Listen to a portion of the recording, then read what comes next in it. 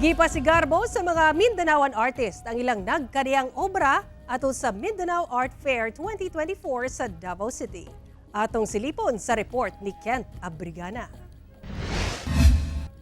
Gikan sa mga oil painting, watercolor painting, sketch, ug bisan mga artwork nga gama sa dahon, gibida sa mga Mindanaoan artist ang ilang mga obra sa gipaygayon nga Mindanao Art Fair 2024 sa usa ka mall sa Lanang, Davao City. Ang mall goer nga si Adelfa napawaw sa art exhibit.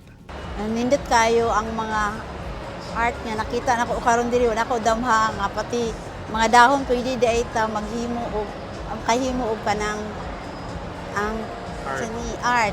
Gawa sa mga display nga artwork, doon na say live sketch sa mga buot nga isketch ang ilang hulagway on the spot, sulod lang sa 20 minutes sama ni Zenny. Unsa ka ang iyang maingon? Ay, okay kaayo do. Ilami kay kuhang-kuhang yun. Sumala sa sketch artist gikan Cagayan de Oro City nga si Rolly, na kung tabang matud pa ang maong exhibit aron mabida og mapakita ang ilang talento. Kung sa balay mo di mo ma-expose ang mga artwork. So, dako gikan di siya ng tabang. Salamat kid kay mi ani. Ang visual artist usab nga si Roy Espinosa, gibida ang iyang mga watercolor painting sa maong art fair.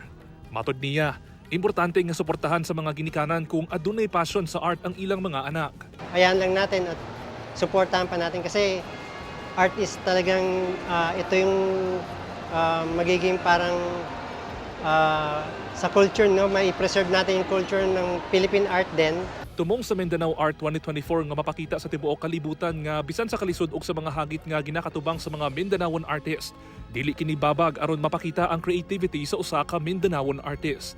Mulungtad ang maong art fair hangtod sa October 6, 2024. Kauban si Mel Colmenares, Kent Abrigana, 1 Mindanao.